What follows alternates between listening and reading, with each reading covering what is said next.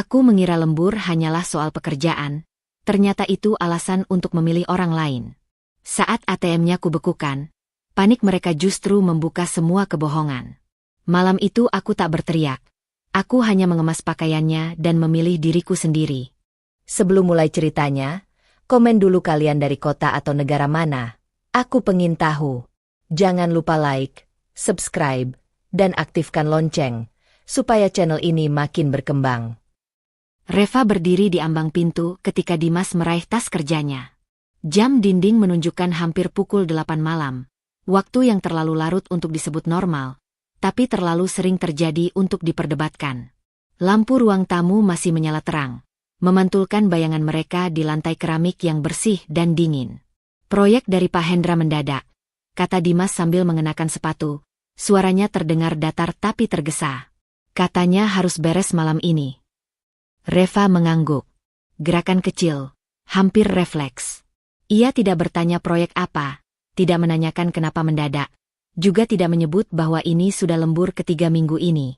Ia hanya berdiri, memeluk kedua lengannya sendiri, seolah udara malam yang masuk dari pintu sudah cukup dingin untuk menembus kulit. Pak Hendra, nama itu bukan asing. Atasan Dimas, orang yang sering dijadikan alasan paling aman.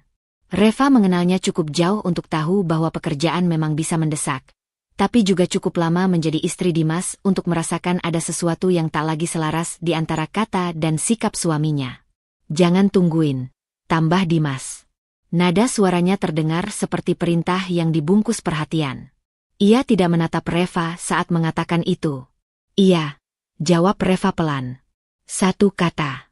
Selalu satu kata itu yang keluar akhir-akhir ini. Dimas melangkah keluar. Pintu tertutup dengan bunyi klik yang singkat, bersih, dan final. Tidak ada kecupan perpisahan. Tidak ada janji pulang cepat. Bahkan tidak ada suara langkah kaki yang tertahan, seolah ragu. Semuanya berjalan terlalu lancar. Reva masih berdiri di tempatnya beberapa detik setelah Dimas pergi. Tangannya perlahan turun, jemarinya dingin. Ia menatap pintu yang kini memantulkan bayangannya sendiri. Perempuan dengan rambut terikat seadanya, kaos rumah yang sudah lama, dan mata yang terlalu tenang untuk seseorang yang seharusnya merasa marah. Ia menarik napas panjang, lalu memutar badan dan berjalan ke dapur. Panci yang sejak sore ia siapkan untuk makan malam masih tertutup rapat. Ia membuka tutupnya, uap hangat naik perlahan, membawa aroma masakan yang dibuat dengan niat dimakan berdua. Reva menatapnya lama, lalu mematikan kompor tanpa menyentuh apapun. Ada kelelahan di dadanya, bukan fisik, tapi sesuatu yang menekan dari dalam. Sejenis lelah yang muncul ketika seseorang terlalu sering menahan pertanyaan. Reva membawa piring ke meja makan, satu piring saja. Ia duduk, menyendok nasi tanpa selera, lalu berhenti setelah 2 suapan. Ruangan itu terlalu sunyi. Biasanya, di jam seperti ini, Dimas akan duduk di seberangnya, kadang sambil mengeluh soal pekerjaan, kadang sambil bermain ponsel, jarang benar-benar hadir. Tapi tetap saja, ada tubuh lain di ruangan itu. Sekarang tidak ada. Ia mendorong piring menjauh dan berdiri lagi. Kali ini, ia berjalan ke ruang tamu, mematikan televisi yang sejak tadi hanya menjadi suara latar. Sunyi langsung jatuh lebih berat. Reva duduk di sofa, punggungnya bersandar, mata menatap langit-langit. Ia mencoba menatap pikirannya, menenangkan perasaan yang sebenarnya sudah ia kenal sejak lama. Kegelisahan itu bukan hal baru. Ia hanya semakin sering datang, dan semakin sulit diabaikan. Dulu, Reva pernah percaya tanpa syarat. Pernah juga dikecewakan, bukan oleh Dimas, tapi oleh seseorang yang membuatnya belajar bahwa kepercayaan bisa runtuh tanpa suara. Luka itu tidak pernah benar-benar sembuh, hanya terkubur rapi di bawah lapisan rasionalitas dan kompromi. Saat menikah dengan Dimas, ia berjanji pada dirinya sendiri untuk tidak mencurigai tanpa alasan, untuk tidak membawa luka lama ke hubungan baru. Namun kini, alasan-alasan kecil mulai menumpuk. Lembur mendadak, ponsel yang lebih sering menghadap ke bawah, percakapan yang makin pendek, sentuhan yang semakin jarang. Reva menutup mata. Ia tidak ingin menyimpulkan apapun malam ini. Ia tahu betul betapa berbahayanya pikiran yang dibiarkan berlari tanpa bukti. Tapi tubuhnya bereaksi lebih cepat dari logikanya. dadanya sesak, tenggorokannya kering. Ia bangkit dan berjalan ke kamar. Lemari masih terbuka sejak pagi. Di sisi kiri, pakaian Dimas tergantung rapi. Ia menyentuh salah satu kemeja kerja Dimas, meremas kainnya perlahan, lalu melepaskannya lagi. Gerakan kecil, tak berarti, tapi cukup untuk membuat matanya terasa panas. Reva duduk di tepi ranjang. Ia mengambil ponselnya dari meja samping. Layarnya menyala, menampilkan notifikasi kosong. Tidak ada pesan dari Dimas. Tidak ada kabar. Tidak ada penjelasan tambahan. Jarinya sempat bergerak, membuka aplikasi pesan, mengetik nama Dimas. Ia bisa saja bertanya, sekadar memastikan. Lemburnya sampai jam berapa? Pertanyaan yang wajar, aman, sebagai istri. Tapi jempolnya berhenti di atas layar. Ia menghapus kolom pesan itu tanpa mengirim apapun. Diam, pikirnya. Untuk malam ini, ia memilih diam. Keputusan itu terasa seperti berdiri di tepi jurang kecil. Tidak jatuh, tapi juga tidak sepenuhnya aman. Ia tidak tahu apakah diamnya akan melindungi hatinya atau justru membuka ruang bagi kecurigaan tumbuh lebih besar. Yang ia tahu, malam ini ia belum siap mendengar jawaban apapun. Reva meletakkan ponsel kembali ke meja. Ia merebahkan tubuhnya, menatap sisi ranjang yang kosong. Spray itu masih rapi, dingin, belum tergeser. Ia menarik selimut hingga ke dada, memejamkan mata, berusaha tidur. Namun kegelisahan itu tetap ada, berdenyut pelan, seperti peringatan yang belum berbunyi keras, tapi sudah cukup jelas untuk didengar oleh seseorang yang mau jujur pada dirinya sendiri. Reva bangun dengan perasaan yang belum sepenuhnya pergi. Bukan sedih, bukan marah, lebih seperti sisa kegelisahan yang menempel di tubuhnya sejak malam sebelumnya. Dimas sudah berangkat lebih dulu. Tidak ada pesan. Tidak ada catatan. Spray di sisi ranjangnya kusut, pertanda ia pulang larut dan tidur tanpa banyak gerak, atau mungkin terlalu lelah untuk peduli. Reva duduk di tepi ranjang cukup lama sebelum akhirnya berdiri. Ia merapikan tempat tidur dengan gerakan mekanis, seolah keteraturan bisa menenangkan pikirannya. Saat melipat selimut, ponselnya bergetar di atas meja. Nama Rina muncul di layar. Lagi di rumah? Tanya Rina singkat. Iya, jawab Reva setelah jeda sesaat. Gue mampir ya. Sebentar. Reva menatap layar ponsel yang kembali gelap. Rina jarang datang tanpa alasan. Biasanya sahabatnya itu memberi kabar lebih dulu, atau sekadar bercanda. Hari ini nadanya terasa berbeda, tidak mendesak, tapi penuh kehati-hatian. Reva mengiyakan tanpa benar-benar memikirkan konsekuensinya. Beberapa jam kemudian, Rina sudah duduk di ruang tamu, memegang cangkir teh hangat yang Reva buatkan. Rina adalah satu dari sedikit orang yang bisa datang tanpa membuat Reva merasa harus tampil baik-baik saja. Sikapnya santai, tapi matanya tajam, terbiasa membaca perubahan kecil pada orang yang ia kenal lama. Kok sepi amat rumah lo? Kata Rina sambil melirik ke arah dapur. Dimas belum pulang. Udah berangkat dari pagi, jawab Reva. Nada suaranya netral, terlalu netral. Rina mengangguk pelan. Ia tidak langsung menanggapi. Ia menyeruput tehnya, lalu meletakkan cangkir itu perlahan, seolah memilih kata. Belakangan ini, dia sering lembur ya? Pertanyaan itu jatuh lembut, tapi tepat. Reva merasakan dadanya mengeras sedikit. Ia sudah menduga topik ini akan muncul, tapi tetap saja tidak siap mendengarnya diucapkan orang lain. Kerjaannya lagi padat, jawab Reva cepat. Terlalu cepat. Proyek kantor lagi banyak. Atasannya juga nuntut. Rina menatapnya, tidak memotong. Tatapan itu bukan curiga, tapi mengundang. Seolah memberi ruang agar Reva sendiri yang melanjutkan. Namanya juga kerja, tambah Reva lagi, kali ini sambil tersenyum kecil. Sekarang kan susah cari posisi yang stabil. Gue ngerti. Kata-kata itu terdengar masuk akal. Bahkan terdengar dewasa. Tapi di telinga Reva sendiri, ada nada lain. Seperti pengulangan yang terlalu sering ia ucapkan pada dirinya sendiri. Pembelaan yang disusun rapi agar tidak runtuh. Rina menyandarkan punggungnya ke sofa. Gue bukan mau nuduh, katanya pelan. Cuma, dulu Dimas nggak sesering itu pulang malam. Dan tiap lo cerita soal dia, Nada suara lo berubah. Reva terdiam. Ia menunduk, memperhatikan jemarinya sendiri yang saling bertaut. Ia tidak menyangkal. Ia juga tidak mengiyakan. Mungkin gue yang sensitif, katanya akhirnya.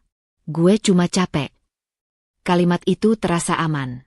Capek adalah alasan yang bisa diterima siapapun, tanpa perlu membuka luka yang lebih dalam. Rina menghela napas. Rev, gue kenal lo lama. Lo bukan tipe yang sensitif berlebihan. Ada ketegangan tipis di udara. Reva merasakan dorongan untuk menutup pembicaraan ini, untuk mengalihkan topik, tapi kata-kata Rina menahan langkahnya. Ada bagian dari dirinya yang ingin membantah, tapi ada bagian lain yang mulai lelah berpura-pura. Gue nggak mau mikir yang aneh-aneh, ujar Reva, lebih lirih. Gue pernah di posisi itu. Curiga, mikir tanpa bukti. Hasilnya cuma nyakitin diri sendiri. Rina mengangguk, kali ini dengan ekspresi yang lebih serius. Gue tahu. Makanya gue nggak nyuruh lo nuduh. Gue cuma nyuruh lo jujur sama perasaan lo sendiri. Keheningan kembali turun. Dari luar, suara motor lewat terdengar samar. Reva bersandar ke sofa, menatap lurus ke depan. Perasaan takut itu muncul lagi. Takut kehilangan, takut salah menilai, takut mengulang luka lama. Tapi bersamaan dengan itu, ada sesuatu yang lain mulai naik ke permukaan. Harga diri. Reva menyadari, selama ini ia lebih takut dicap berlebihan daripada takut disakiti. Ia lebih memilih diam daripada terlihat lemah. Ia membela Dimas bukan hanya di hadapan Rina, tapi juga di hadapan dirinya sendiri, seolah pembelaan itu bisa menjaga rumah tangganya tetap utuh. Gue cuma nggak mau jadi istri yang ribut tanpa alasan, katanya akhirnya. Rina menoleh, menatapnya lurus. Dan lo juga bukan istri yang pantas dibikin ragu terus.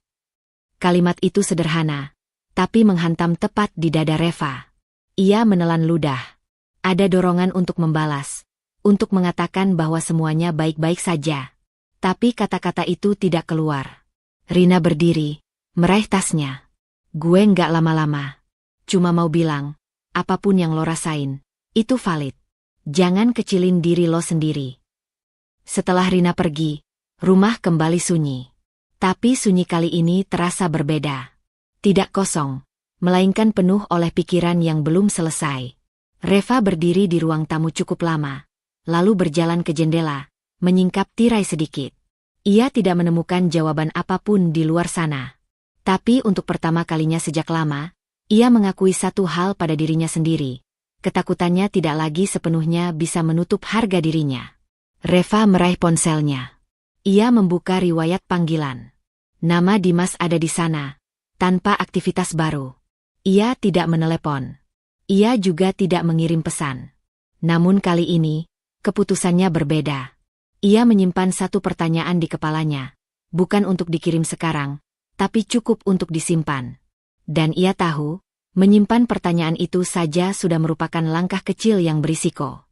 Pagi di kantor berjalan seperti biasa bagi Dimas, tapi ada sesuatu yang mengganjal sejak ia duduk di kursinya. Meja kerja rapi, layar komputer menyala, deretan email menunggu dibalas. Semua tampak normal, kecuali perasaan tipis yang tertinggal dari rumah, sunyi yang tidak ia pikirkan terlalu jauh, tapi cukup untuk membuatnya gelisah tanpa sebab jelas. Ia menghela napas, membuka dokumen laporan, lalu memejamkan mata sejenak.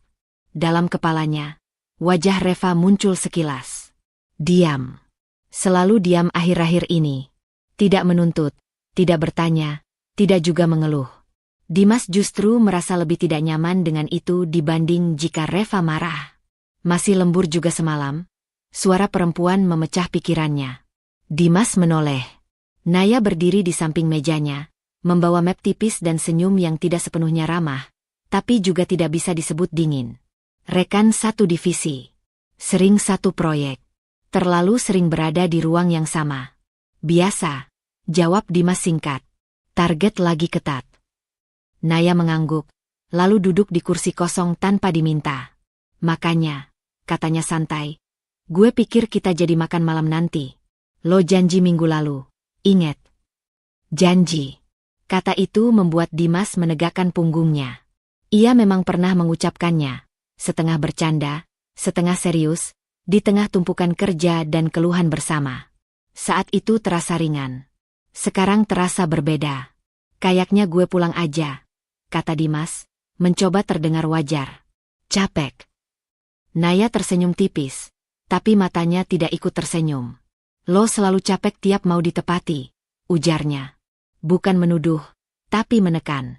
Santai aja. Makan doang. Nggak bakal bikin hidup lo runtuh. Kalimat itu seharusnya terdengar bercanda. Tapi ada nada lain di sana. Tantangan halus yang menyentuh ego Dimas. Ia tidak suka merasa dikendalikan, tapi juga tidak suka terlihat pengecut. Gue punya istri, katanya, lebih defensif daripada yang ia rencanakan.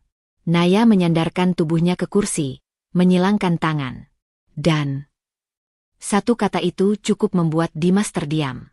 Bukan karena ia tidak punya jawaban, tapi karena jawaban yang muncul di kepalanya terdengar terlalu jujur untuk diucapkan. Dan gue juga manusia, jawabnya akhirnya, sambil tersenyum kaku. Butuh istirahat. Naya bangkit, menepuk meja ringan. Nah, itu maksud gue. Istirahat. Bukan dosa. Setelah Naya pergi, Dimas menatap layar komputernya tanpa benar-benar membaca apapun. Kata-kata itu berputar di kepalanya. Bukan dosa. Istirahat. Hanya makan malam. Hiburan setelah stres. Ia mencoba meyakinkan dirinya sendiri. Pekerjaan menumpuk. Di rumah, suasana dingin tanpa konflik yang jelas. Reva tidak menuntut apapun, tapi justru itu membuatnya merasa sendirian. Di kantor, bersama Naya, ia merasa dilihat, didengar, dipahami, atau setidaknya diberi ilusi seperti itu. Sepanjang siang, Dimas bekerja dengan pikiran terpecah. Sesekali ia melirik ponselnya. Tidak ada pesan dari Reva. Tidak ada panggilan. Keheningan itu ia tafsirkan sebagai izin, atau setidaknya ketiadaan larangan. Ia tahu tafsiran itu berbahaya, tapi memilih menggunakannya. Menjelang sore, Pak Hendra lewat di antara deretan meja. Dimas, katanya singkat. Laporan lo kirim besok pagi aja. Nggak usah lembur. Dimas mengangguk. Siap, Pak. Kalimat itu seharusnya menjadi penutup. Alasan untuk pulang. Alasan untuk tidak menepati janji pada Naya. Tapi justru sebaliknya, ia merasakan kekosongan kecil. Alasan yang biasa ia pakai tiba-tiba hilang. Dan di celah itulah keputusan kecil mulai mengambil bentuk. Naya muncul lagi di mejanya saat jam kerja hampir selesai. Jadi, tanyanya singkat. Dimas menatap jam di pergelangan tangannya. Lalu ponsel di mejanya. Lalu layar komputer yang sudah ia matikan. Di kepalanya, suara Reva tidak muncul sebagai larangan, hanya sebagai bayangan sunyi yang bisa ia dorong ke belakang. Sebentar, katanya. Gue ambil jaket. Keputusan itu terasa ringan saat diucapkan. Hampir tidak berbobot. Tapi begitu ia berdiri dan berjalan menuju loker, ada sesuatu yang berubah di dadanya, campuran antara lega dan waspada. Di parkiran, udara sore terasa lebih bebas.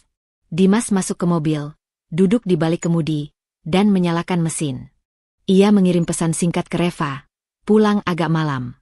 Tadi Pak Hendra minta bersin satu hal lagi. Kebohongan itu mengalir terlalu mudah. Ia menatap pesan terkirim itu lama, lalu meletakkan ponsel terbalik di kursi sebelah. Mobil melaju keluar dari area kantor, menuju arah yang tidak biasa ia ambil sepulang kerja. Dalam pikirannya, Dimas terus mengulang alasan yang sama. Ini cuma makan. Cuma hiburan. Tidak ada yang perlu dibesar-besarkan. Ia masih suami yang sama. Masih pulang ke rumah yang sama. Namun jauh di dalam, ada suara kecil yang mengingatkan. Setiap pengkhianatan besar selalu dimulai dari keputusan yang terasa sepele. Dan meski Dimas belum siap mengakuinya, langkah kecil yang ia ambil sore itu telah membuka celah. Cukup lebar untuk sesuatu yang tak lagi bisa ia kendalikan sepenuhnya. Reva tidak langsung tidur malam itu. Pesan dari Dimas masih tergeletak di layar ponselnya, singkat dan rapi, seolah ditulis sambil lalu tanpa beban. Pulang agak malam. Tadi Pak Hendra minta bersin satu hal lagi. Tidak ada permintaan maaf. Tidak ada penjelasan tambahan. Reva membaca kalimat itu berulang kali, bukan untuk mencari makna tersembunyi, tapi untuk menenangkan dirinya sendiri, meyakinkan bahwa semuanya masih berada dalam batas wajar.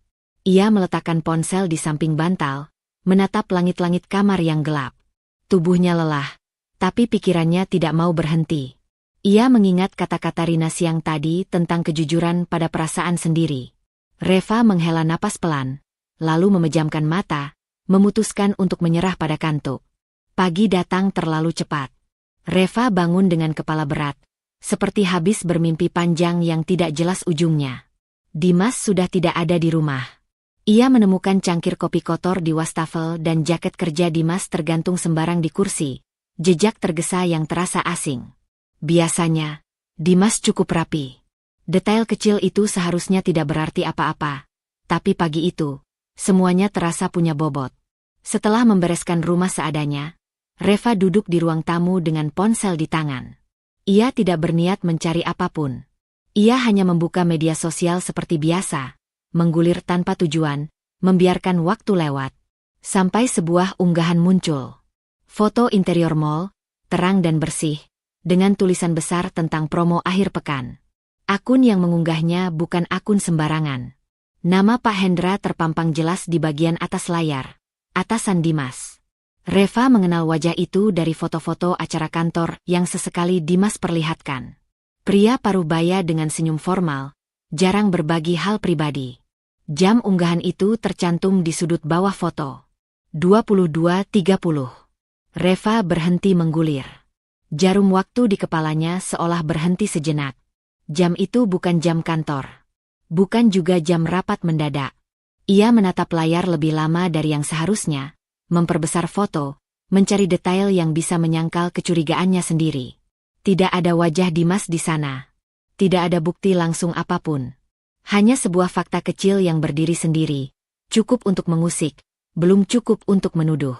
Bisa aja, gumam Reva pelan. Acara kantor. Ia mengulang kalimat itu beberapa kali di kepalanya. Alasan itu masuk akal. Selalu ada kemungkinan yang masuk akal. Dan Reva memilih berpegangan pada itu, setidaknya untuk saat ini. Namun sesuatu telah berubah. Ia meletakkan ponsel, lalu berdiri dan berjalan ke dapur. Ia menuang air minum, meminumnya perlahan. Tangannya sedikit bergetar, tapi wajahnya tetap tenang. Bukan panik yang ia rasakan, melainkan kewaspadaan yang dingin, perasaan yang datang setelah seseorang berhenti berharap dan mulai mengamati. Reva menyadari satu hal, selama ini ia diam karena percaya.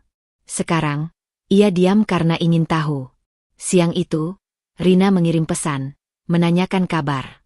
Reva membalas singkat, tanpa cerita tambahan. Ia tidak ingin berbagi dugaan setengah matang. Ia tidak ingin dipengaruhi emosi orang lain sebelum emosinya sendiri menemukan bentuk. Sore menjelang, Dimas mengirim pesan lagi, memberitahu akan pulang agak malam.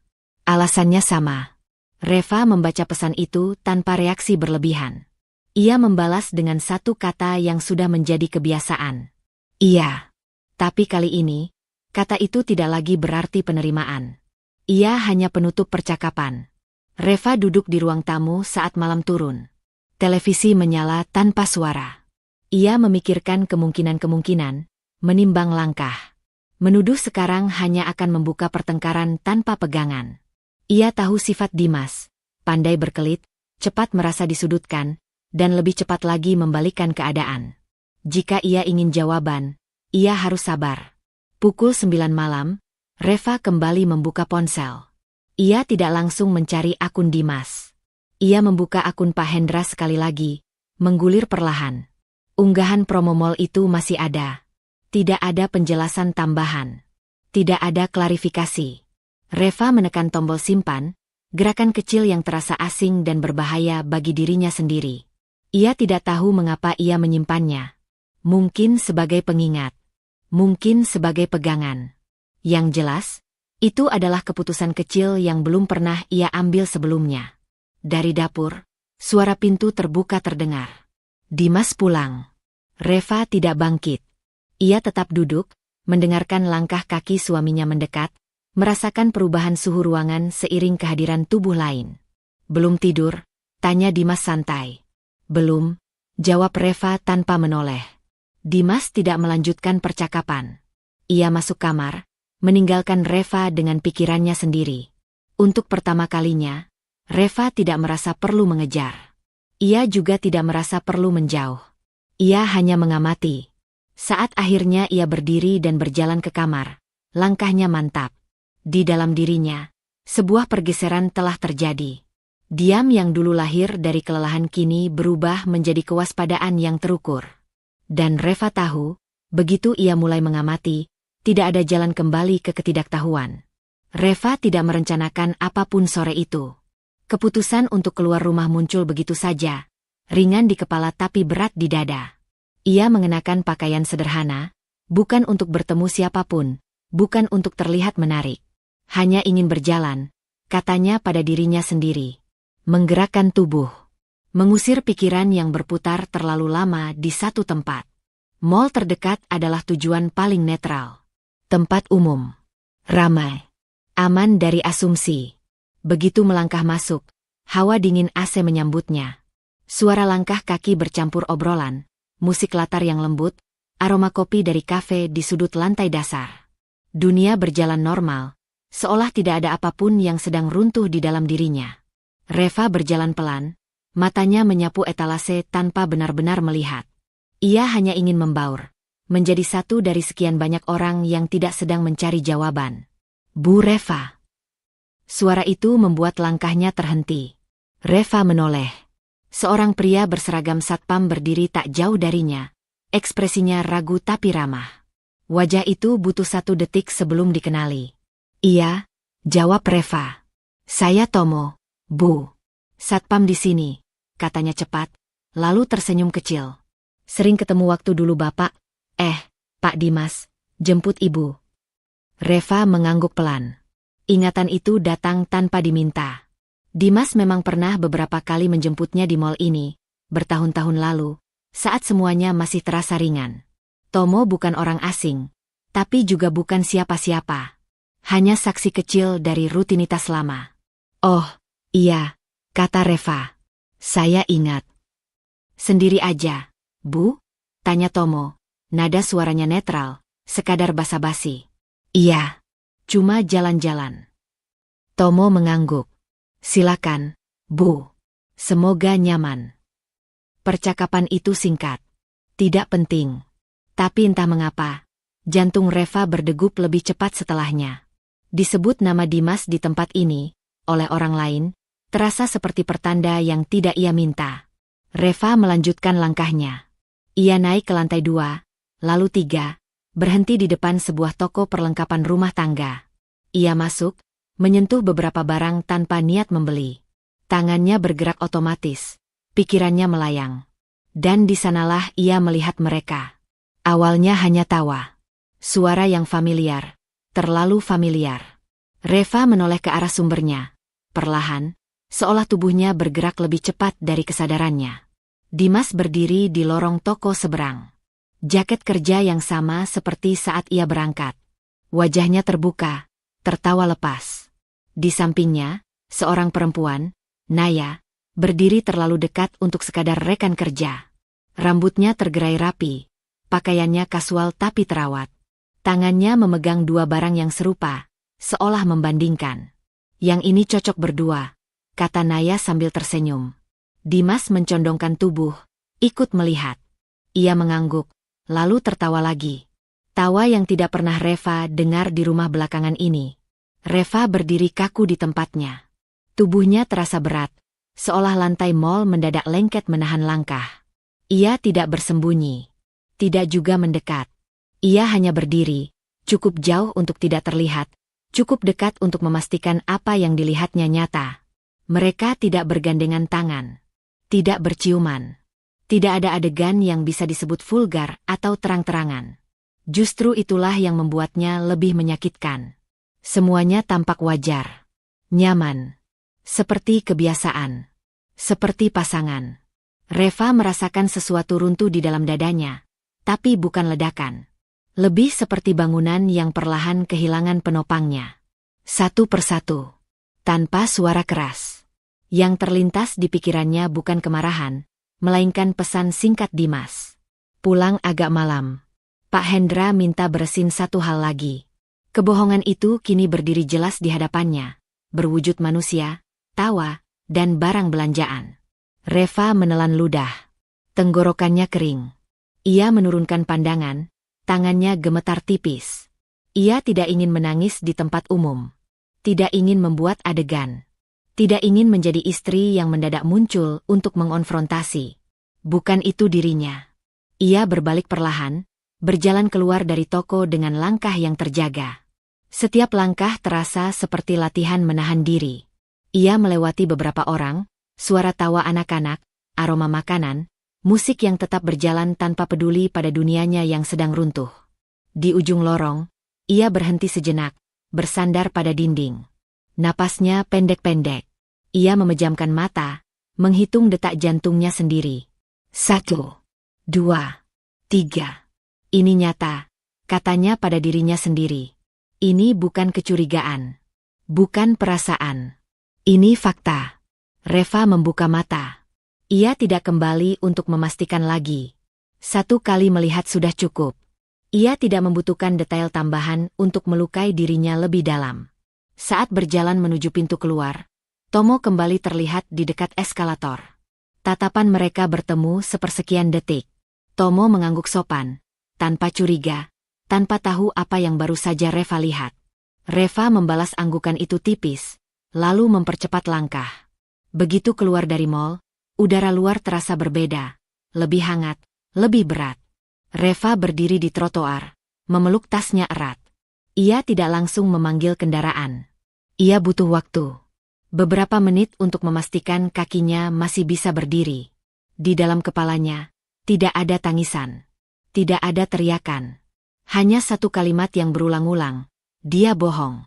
Kesadaran itu menyakitkan, tapi juga jernih.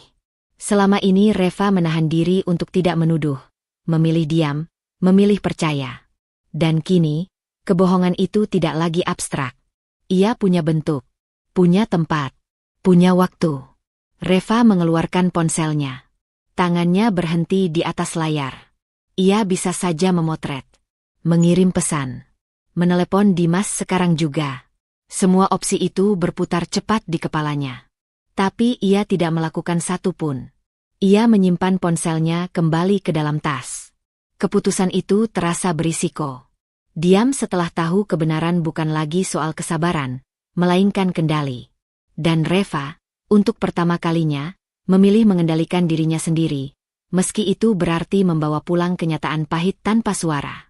Saat kendaraan datang dan ia masuk ke dalamnya, Reva menatap lurus ke depan. Di balik wajah tenangnya, sesuatu telah berubah selamanya. Dunia yang ia kenal tidak hancur seketika, tapi retaknya sudah terlalu jelas untuk diabaikan. Reva tiba di rumah ketika langit sudah gelap sepenuhnya. Lampu teras menyala otomatis, menerangi pintu yang ia buka tanpa suara. Di dalam, rumah tampak sama seperti saat ia tinggalkan, rapi, bersih, dan sunyi. Tidak ada jejak kegaduhan, tidak ada tanda bahwa beberapa jam sebelumnya dunianya bergeser. Ia meletakkan tas di kursi ruang tamu, melepas sepatu, lalu berdiri beberapa detik tanpa bergerak. Napasnya teratur, wajahnya tenang. Siapapun yang melihatnya akan mengira hari itu berjalan biasa.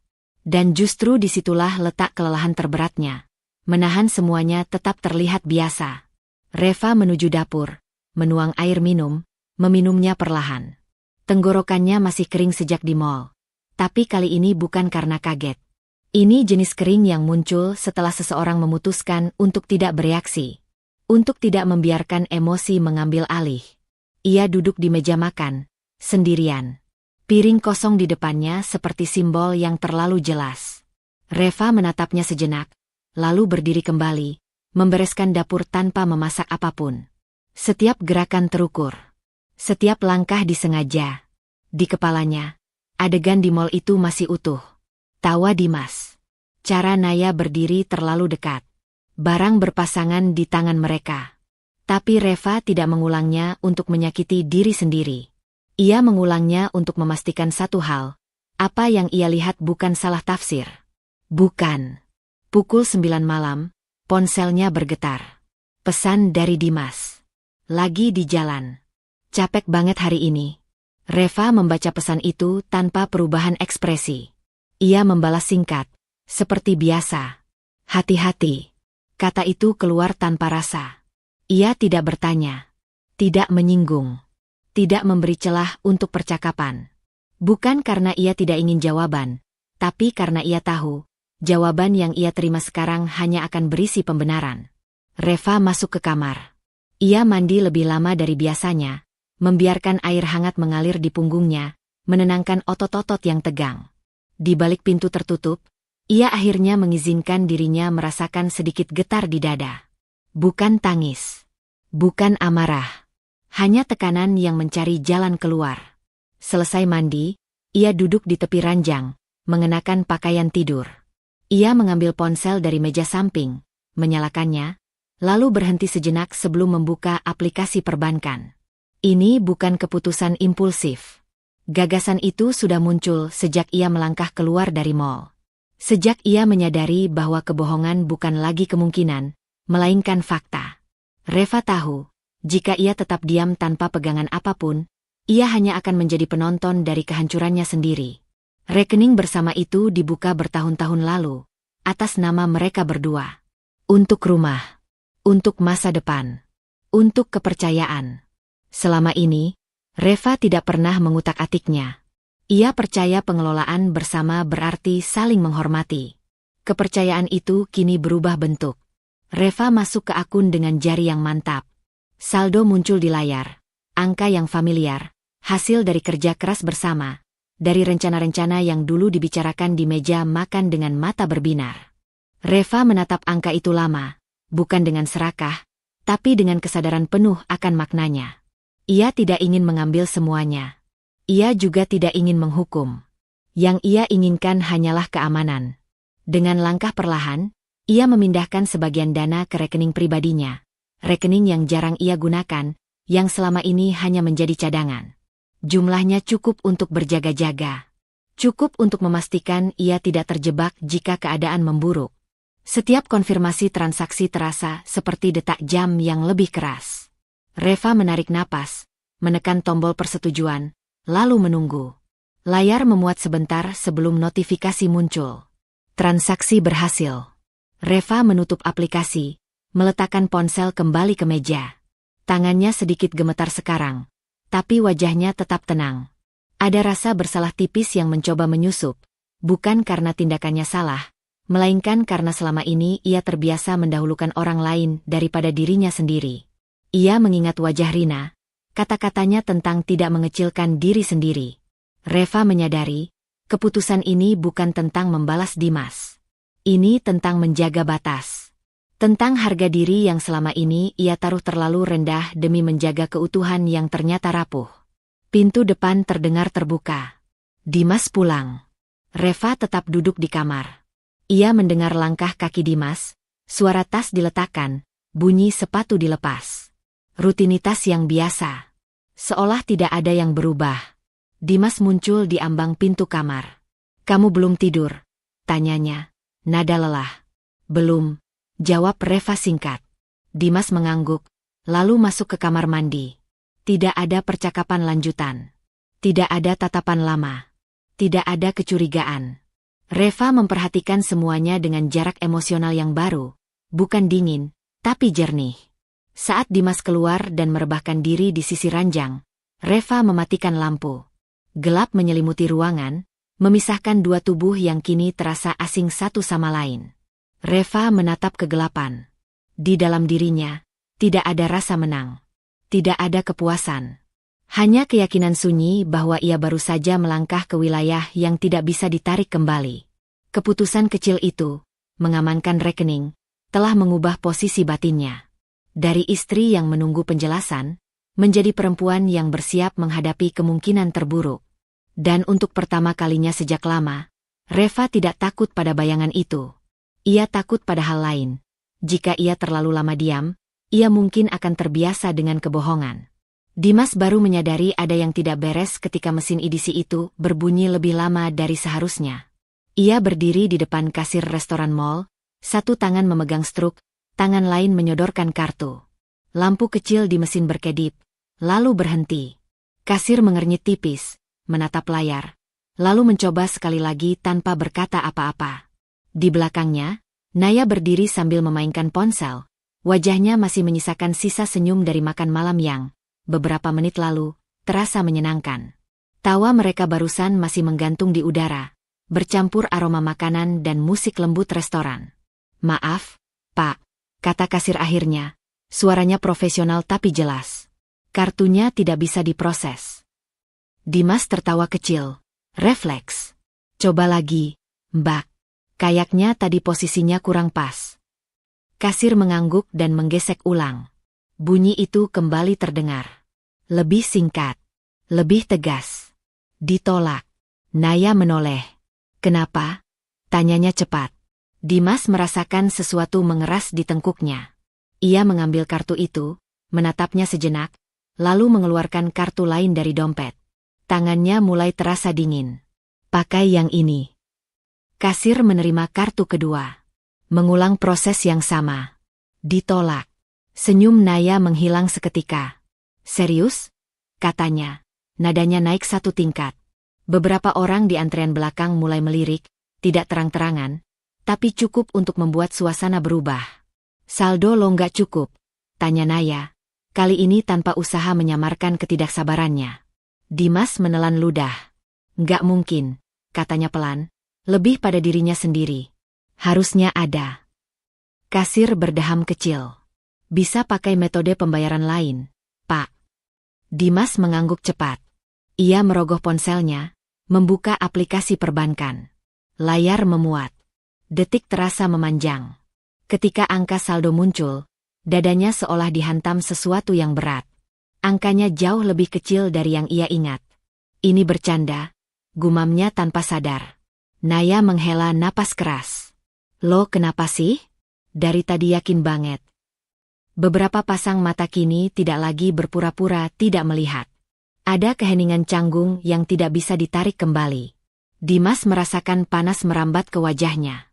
Harga dirinya, yang selama ini ia jaga dengan rapi, retak di depan umum. "Ada masalah teknis," katanya pada kasir, berusaha terdengar tenang. "Kami ke ATM dulu." Kasir mengangguk, jelas lega. "Silakan, Pak." Mereka melangkah menjauh dari kasir. Begitu sampai di lorong mall, Naya berhenti mendadak. "Lo tahu nggak betapa memalukan itu?" katanya. Suaranya ditekan tapi tajam. "Orang-orang liatin kita." "Gue nggak tahu kenapa saldonya bisa gitu," balas Dimas, mulai defensif. "Mungkin sistem ban." "Jangan ngeles," potong Naya. "Lo bilang aman. Lo yang ngajak." Dimas memijat pelipisnya. Di kepalanya, satu nama muncul tanpa diminta. Reva. Pikiran itu membuat napasnya semakin pendek. Ia membuka aplikasi perbankan lagi, menelusuri riwayat transaksi. Matanya berhenti pada satu pemindahan dana yang terjadi beberapa jam lalu. Nominalnya tidak kecil. Rekening tujuan, rekening pribadi Reva. Jantungnya berdegup lebih keras. "Ada apa?" tanya Naya, menyadari perubahan ekspresinya. Gue cek dulu," jawab Dimas singkat. Ia berbalik, berjalan menuju ATM dengan langkah cepat. Naya mengikuti di belakang, wajahnya menegang. Di depan mesin ATM, Dimas memasukkan kartu, menekan PIN dengan jari yang kini sedikit gemetar. Layar menampilkan saldo yang sama. Tidak salah baca. Ini nyata. Reva. Nama itu berputar-putar di kepalanya, bukan sebagai rasa bersalah, melainkan sebagai ancaman terhadap kendali yang selama ini ia pegang. Selama ini, ia selalu merasa satu langkah di depan, mengatur waktu, mengatur alasan, mengatur narasi. Dan kini, tanpa peringatan, pijakan itu bergeser. "Lo bercandakan?" Suara Naya terdengar di belakangnya, lebih pelan tapi syarat emosi. "Lo bilang semuanya aman. Sekarang gue diseret ke situasi kayak gini." Dimas berbalik. "Ini bukan salah gue." "Terus salah siapa?" Naya menyilangkan tangan, sikapnya berubah. Tidak ada lagi tawa. Tidak ada lagi nada manja. Yang ada hanya kekecewaan bercampur malu. "Istri lo." Nama itu jatuh begitu saja dari mulut Naya, tanpa rasa bersalah. Dimas terdiam. Ia ingin membantah, tapi fakta berdiri terlalu jelas. Untuk pertama kalinya, ia merasa tidak memegang kendali penuh atas hidupnya sendiri. Ada orang lain yang kini bisa memengaruhi geraknya, pilihannya, bahkan citranya di depan orang lain. Gue nggak mau kejadian kayak gini lagi, kata Naya tegas. Kalau lo nggak bisa urus-urusan lo sendiri, jangan libatin gue. Kata-kata itu menusuk tepat di ego Dimas. Selama ini, ia merasa berada di posisi diinginkan, diperlukan. Sekarang, posisi itu goyah. Kita bisa atur ulang, katanya cepat. Ini cuma salah paham. Naya tertawa pendek, tanpa humor. Salah paham yang bikin kartu lo ditolak di depan kasir? Lo tahu rasanya kayak apa? Dimas tidak menjawab. Ia tahu, apapun yang ia katakan sekarang hanya akan terdengar sebagai pembelaan kosong. Naya menghela napas panjang, lalu mengambil tasnya. Gue pulang sendiri, katanya. Gue butuh mikir. Ia pergi tanpa menoleh lagi.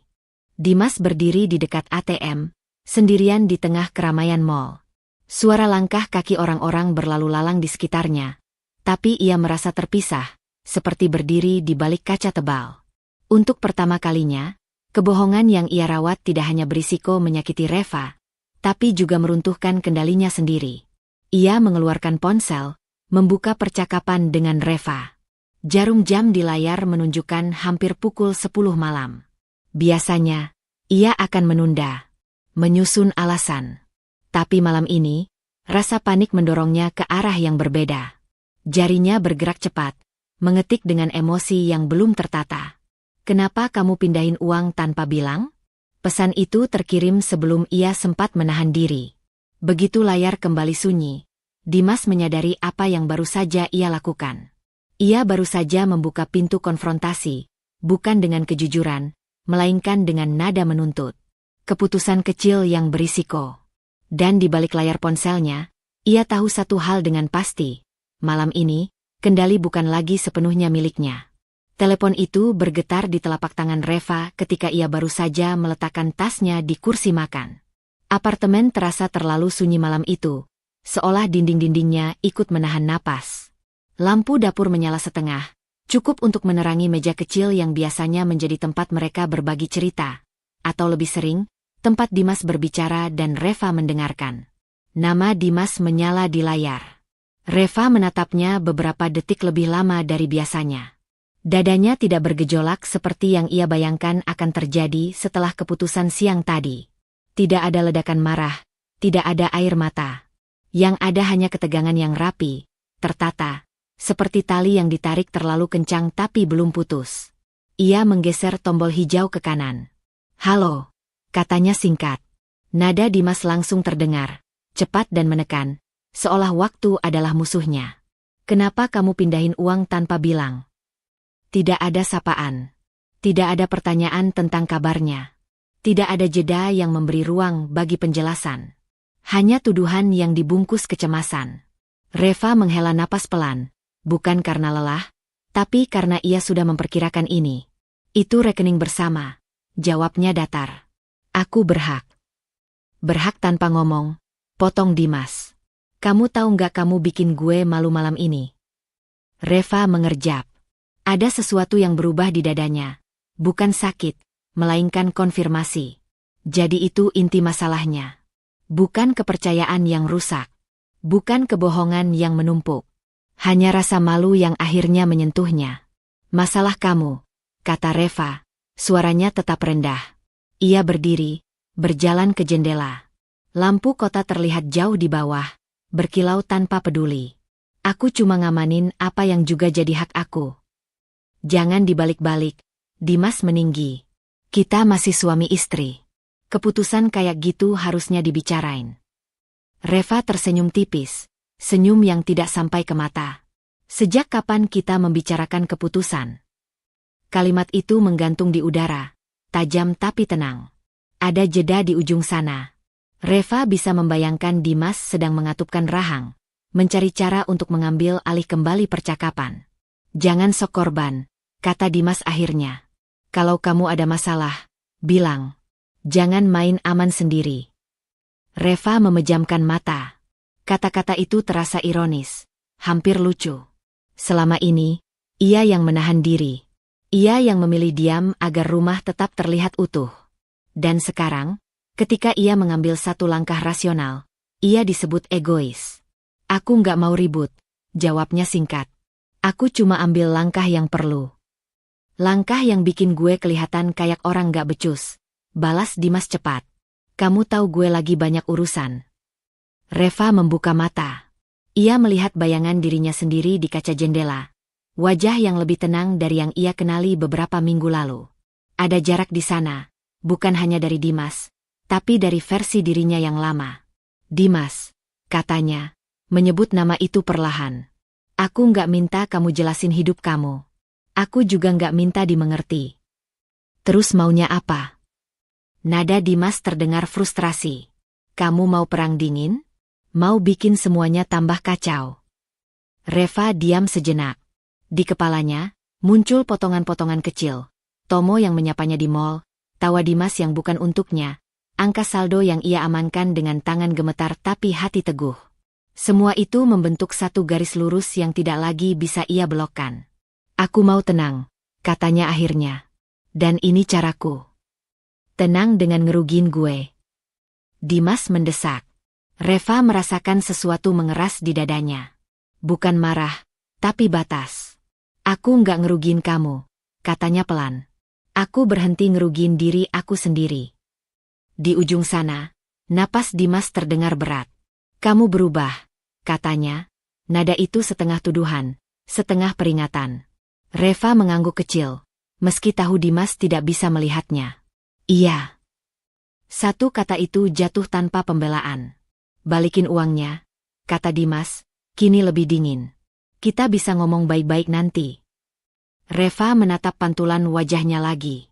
Ia tahu, jika ia membuka ruang sekarang, semuanya akan kembali ke pola lama. Penjelasan yang dipelintir, emosi yang ditekan, janji yang menggantung.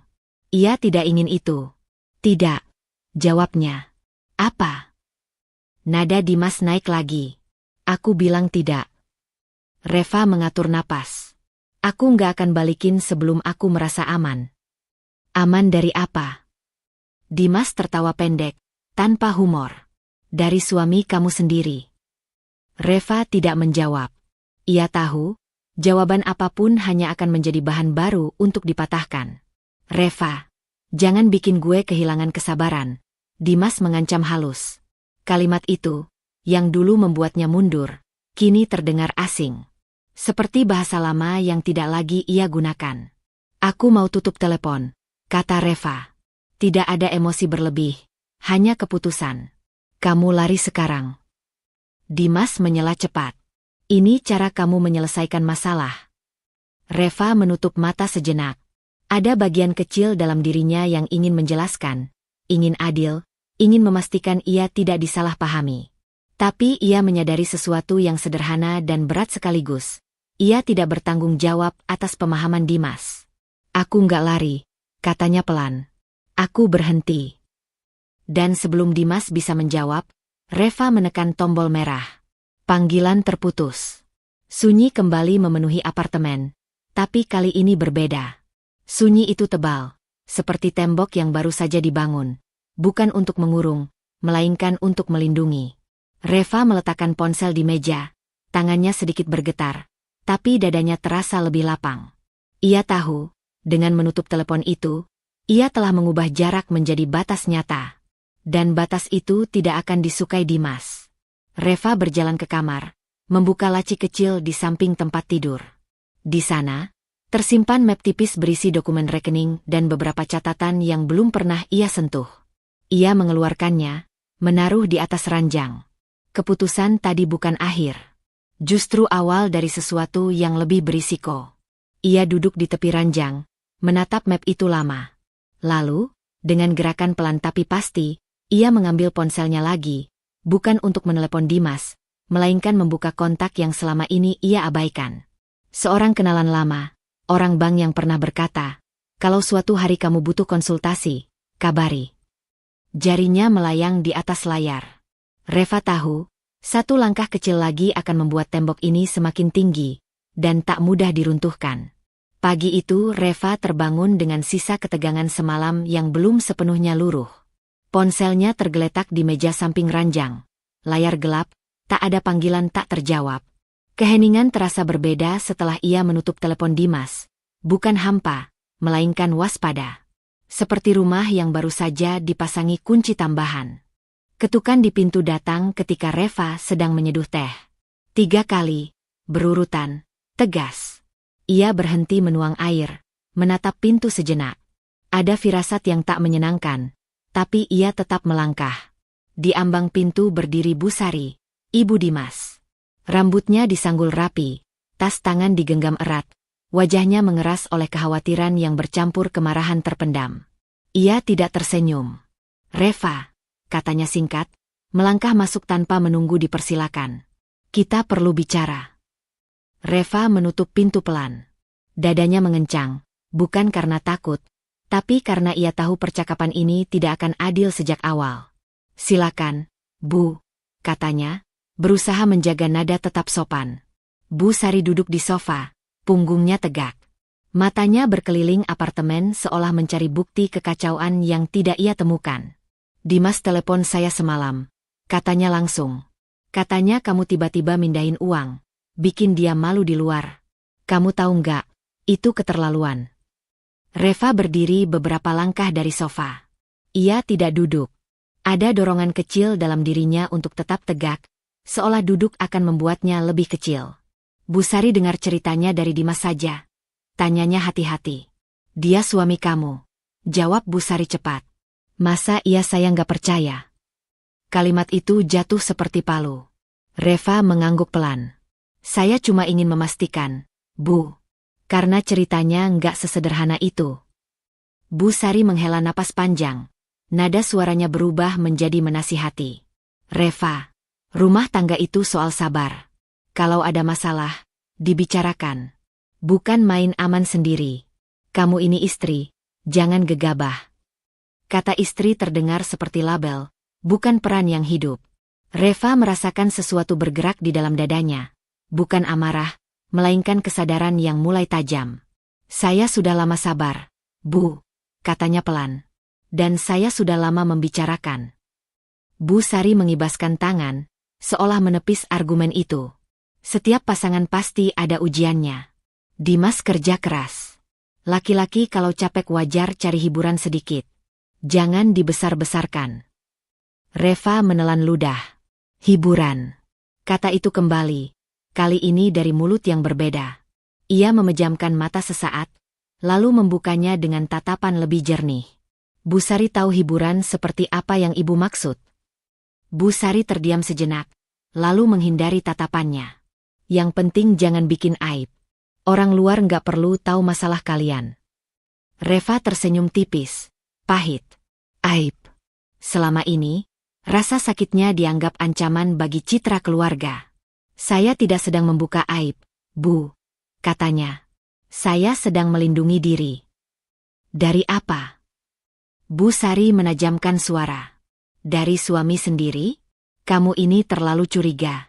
Jangan karena emosi sesaat, kamu rusak semuanya." Reva merasakan tekanan naik ke tenggorokan.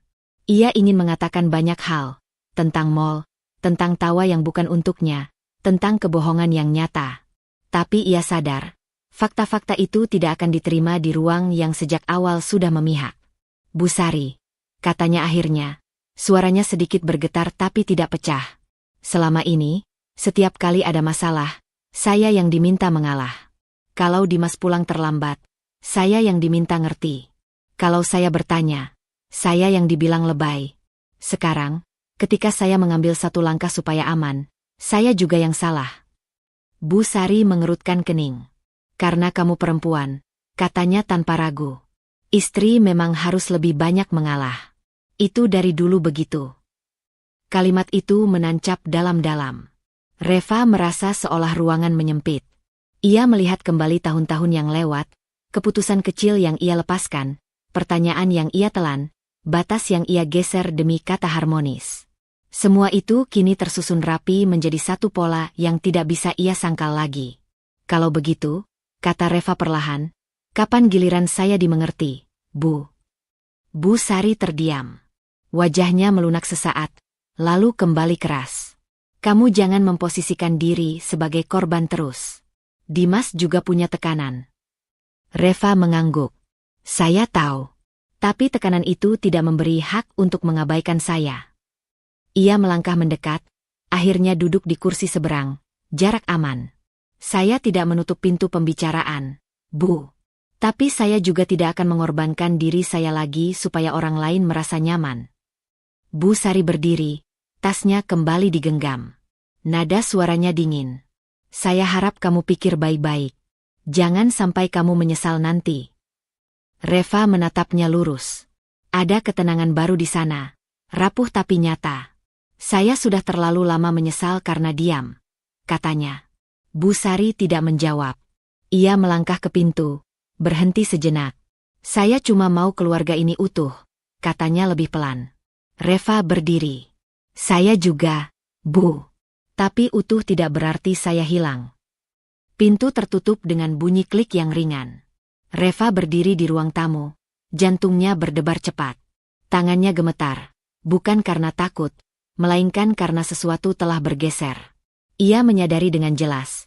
Selama ini, ia tidak hanya berhadapan dengan Dimas, tapi dengan sistem kecil yang selalu menuntutnya menunduk. Ia berjalan ke dapur, menuang air teh yang sudah dingin. Meneguknya perlahan, membiarkan rasa pahit tinggal di lidah.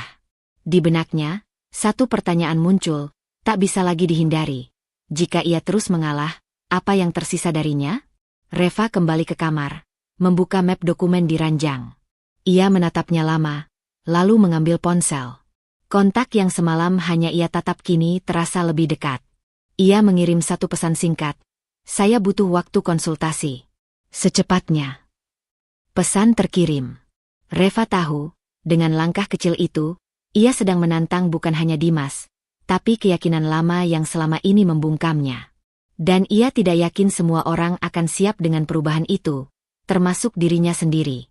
Reva menyadari betul bahwa ketenangan yang ia rasakan pagi itu bukan damai, melainkan kesiapan.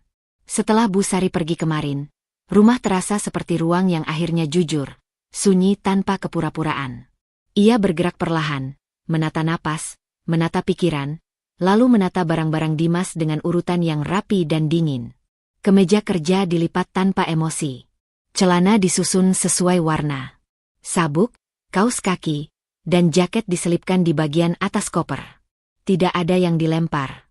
Tidak ada yang diremas. Reva melakukan semuanya dengan presisi yang hampir menakutkan. Seolah setiap lipatan adalah batas yang ia pasang kembali setelah terlalu lama dilanggar. Ketika koper terakhir ditutup, jam di dinding menunjukkan pukul 8 malam. Reva duduk di ujung ranjang, menatap dua koper besar yang berdiri sejajar. Ia tidak merasa lega. Ia juga tidak merasa hancur. Yang ada hanya rasa mantap yang belum pernah ia rasakan sebelumnya. Rasa bahwa ia tidak sedang bereaksi, melainkan bertindak. Kunci pintu berputar tidak lama kemudian. Dimas masuk dengan langkah cepat, tas kerja masih menggantung di bahu. Wajahnya terlihat lelah, tapi ada sisa ketegangan dari beberapa hari terakhir yang belum hilang. Ia berhenti di tengah ruang tamu saat matanya menangkap dua koper di dekat kamar. Apa ini? Tanyanya, suaranya langsung meninggi, seolah volume bisa menghapus makna. Reva keluar dari kamar dengan langkah tenang. Ia berdiri berhadapan dengannya, jarak cukup dekat untuk mendengar napas masing-masing, cukup jauh untuk tidak terseret emosi. Pakaian kamu, katanya datar. Aku kemasi. Dimas terkekeh singkat, kering. Kamu ngapain sih? Ini bercanda. Reva menggeleng pelan. Tidak. Kata itu jatuh sederhana, tanpa penekanan, justru itulah yang membuat Dimas tersentak. Ia melangkah mendekat, alisnya berkerut. Kamu marah karena masalah kemarin? Soal kartu? Itu cuma miskomunikasi. Reva tidak mundur. Aku tidak sedang membahas kartu. Terus apa? Dimas menghela napas kesal. Kamu tahu kan kerjaanku lagi gila-gilaan. Aku capek, Reva. Jangan tambah masalah. Reva menatapnya, mencoba mencari sisa wajah yang dulu ia kenal, wajah yang mau mendengar. Yang ia temukan hanya defensif yang rapi. Aku melihat kamu di mall, katanya akhirnya. Hening. Detik-detik berlalu, berat. Dimas tertawa kecil. Cepat. Itu? Ya ampun. Kamu ngintipin aku sekarang. Aku tidak mengintip, jawab Reva. Aku ada di sana. Aku melihat kamu dan Naya. Nama itu membuat rahang Dimas mengeras. Ia mengalihkan pandangannya sesaat, lalu kembali menatap Reva dengan ekspresi yang berubah menjadi menantang. Naya cuma rekan kerja. Kita makan, belanja sedikit. Kamu kebanyakan mikir. Reva mengangguk pelan. Aku tidak menuduh apa-apa. Aku hanya menyampaikan apa yang aku lihat. Ya terus. Dimas mengangkat bahu. Apa salahnya? Kamu sendiri akhir-akhir ini dingin. Aku pulang. Kamu sibuk sendiri. Aku butuh ditemani. Kalimat itu menyengat lebih dari yang Reva duga. Bukan karena isinya, tapi karena betapa mudahnya tanggung jawab dipindahkan. Ia menarik napas, menahan getaran di dadanya. Kurang perhatian bukan alasan untuk berbohong, katanya pelan. Aku tidak bohong, Dimas membalas cepat. Aku lembur, aku kerja. Kamu yang langsung mikir macam-macam. Reva menatap koper itu sekilas, lalu kembali ke wajah Dimas. Lembur di mall, katanya, tenang, dengan orang yang bukan istrimu. Dimas mendengus. Kamu dramatis. Dari dulu juga begitu. Sedikit-sedikit dibesar-besarkan. Ada denyut di pelipis Reva. Ia merasakannya, tapi tidak membiarkannya mengambil alih. Aku tidak berteriak. Aku tidak memaki. Aku tidak menghinamu, katanya, satu persatu, seperti menata fakta di meja. Aku hanya mengatakan aku tidak menerima kebohongan. Dimas melangkah mundur setengah langkah, tangannya menyisir rambut. Jadi kamu langsung usir aku? Segitunya? Reva menggeleng lagi. Aku minta kamu pergi sementara. Kemana? Dimas menyipitkan mata. Ke rumah ibu? Supaya semua orang mikir aku suami gagal. Reva menahan diri untuk tidak tersenyum pahit. Itu pilihanmu. Dimas mendekat lagi, suaranya melunak, tapi ada tekanan di baliknya. Reva, jangan gila. Ini rumah kita. Kamu nggak bisa seenaknya. Ini rumah yang aku jaga sendirian ketika kamu memilih pergi tanpa jujur. Potong Reva, masih dengan nada rendah. Aku tidak mengusirmu karena dendam.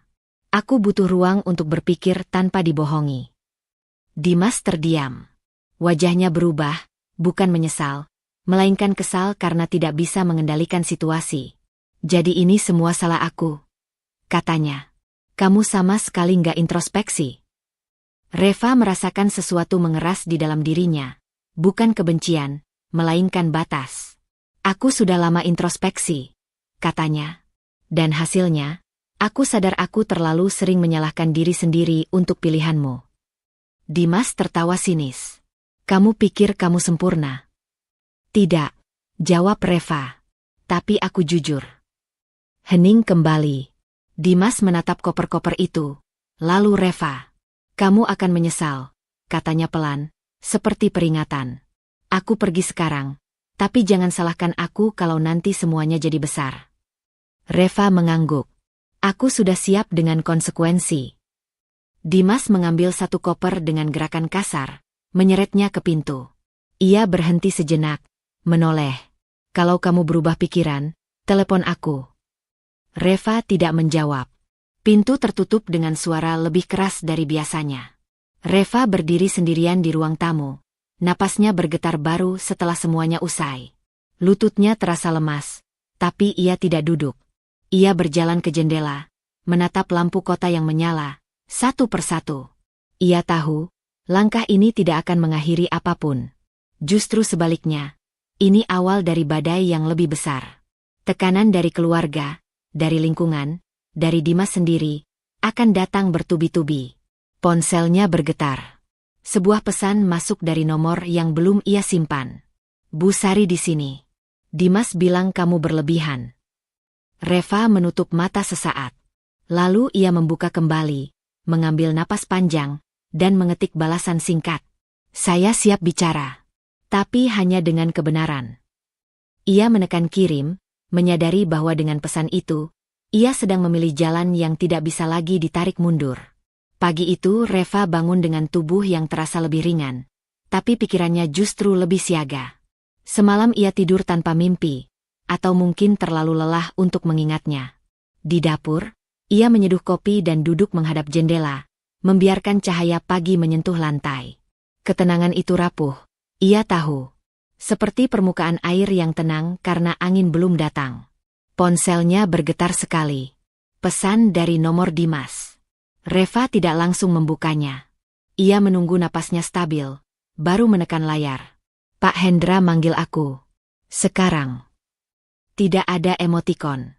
Tidak ada penjelasan. Reva menatap kalimat itu lama, merasakan sesuatu berdenyut di dadanya. Bukan puas, bukan juga cemas. Lebih mirip kesiapan untuk menerima konsekuensi yang selama ini ia antisipasi. Ia meletakkan ponsel kembali, memilih tidak membalas.